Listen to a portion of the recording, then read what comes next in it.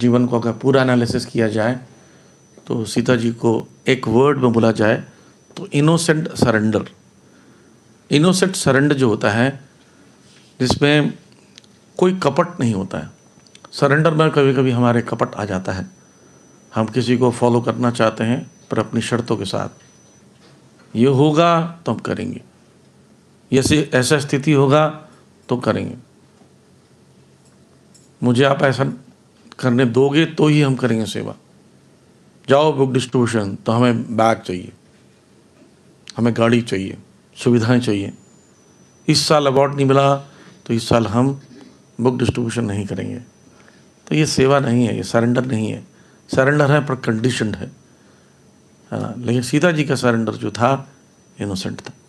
आप जानते हैं श्री रामचंद्र जी की वनवास लीला में श्री रामचंद्र जी को जब कैकेयी माता के द्वारा कहा गया कि वनवास जाना है तो उसी क्षण वहीं से उन्होंने खड़ाऊ त्याग दिया, अपने चप्पल जूते जो त्याग दिए, और रथ भी त्याग दिया, पैदल चलने लगे। क्योंकि वाणी से ही, आदेश से ही सेवा शुरू हो जाती है।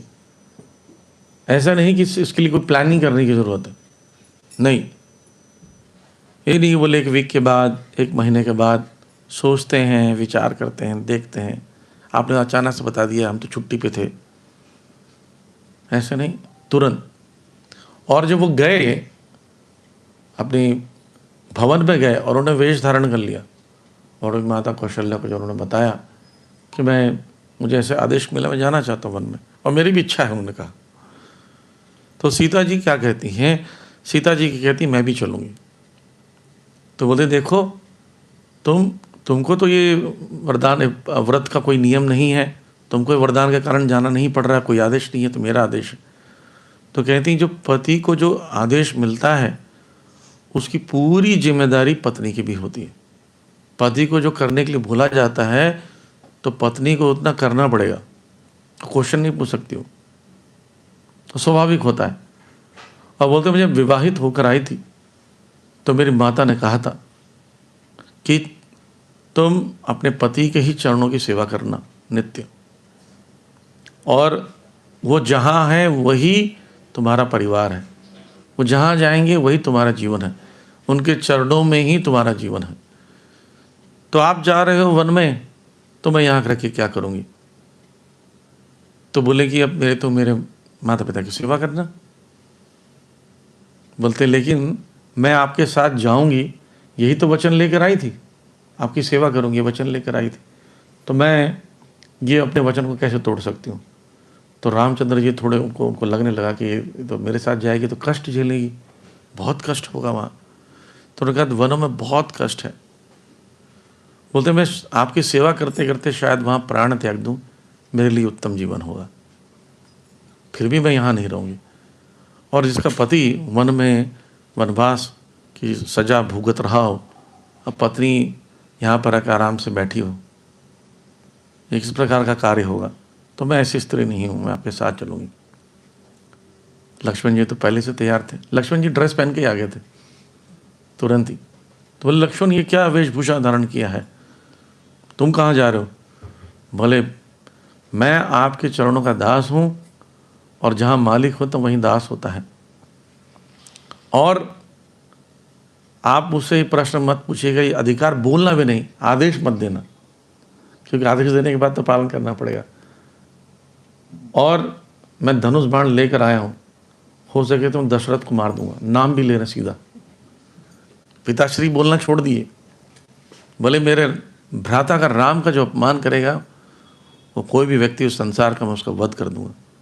बोले नहीं पिताजी के लिए ऐसी बात मत बोलो। बोले पिता का अधिकार उन्होंने खो दिया है जब आपको वनवास के लिए कहा। तो तैयारी थे वो, सीता जी विवेश धारण करी, सभी ने समझाया, कौशल्या ने समझाया, सभी ने समझाया घर के परिवार के, मैं जाना है तो मुझे जाना है। और चलने लगे, और चलते चलते चलते जब आधी दूरी पर आए तो जो राज्य होता है, राज्य के पास उपवन होता है, उपवन उसको कहते हैं। एक राजा उपवन का निर्माण करता है जहाँ पर जंगली जानवर नहीं होते, शेर चीते आदि नहीं होते, उसमें हिरण हिंसक पशु नहीं होते, पेड़ पौधे सुंदर सुंदर पक्षी होते हैं, ताकि ऋषि मुनि गण जब वहाँ आके भजन कर सके। राजा का कर्तव्य है भजन के लिए मंदिर, कुंडों, सरोवर, उपवनों का निर्माण करें, ताकि उसमें रहकर भक्तगण भजन कर। जैसे ऋषिकेश में आप देखते हैं सप्तऋषि आश्रम एरिया में भजन करने के लिए बनाया गया। अब शेर चीते होंगे तो भजन कैसे करेगा व्यक्ति? जो जाएगा 24 घंटा वो दहाड़े सुनता रहेगा, घबराएगा। इसलिए उपवन का निर्माण करते थे। घना वन में शेर आदि होते थे और उसकी सुरक्षा करने का जिम्मेदारी भी राज्य का होता था। तो पहले तो बगीचा मिला, राजधानी का जो आउटर लेयर पर जो बगीचा होता है जिसमें लोग भ्रमण करने आते हैं, ऐसे हम लोग सब मॉर्निंग वॉक करने जाते हैं, वो लोग सैर करने जाते हैं। तो सीता जी बोलती है कि वन आ गया। तो राम और लक्ष्मण एक दूसरे को देखते हैं, बोले नहीं वन नहीं आया है। फिर थोड़ी दूर चलते हैं, उपवन आता है, बोले वन आ गया। कुछ झाड़ियाँ ऊंची दिखने लगती है, बोलते नहीं वन नहीं आया है। थोड़ी दूर और जाते हैं तो थोड़े बड़े बड़े वृक्ष दिखते हैं, लेकिन उपवन के वृक्ष रहते हैं। बोले अब तो वन आ गया। तो रामचंद्र जी की आंखों में आंसू थे।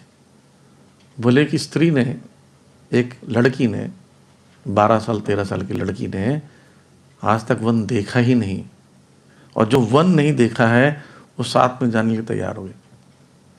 इसको बोलते हैं इनोसेंट सरेंडर, कि मुझे बस सेवा करनी है, उस पर आने वाले प्रॉब्लम्स, तकलीफें, चिंताएं, समस्याओं को मुझसे मतलब नहीं, उसको सब कुछ झेलने के लिए तैयार। वो निकल पड़ी।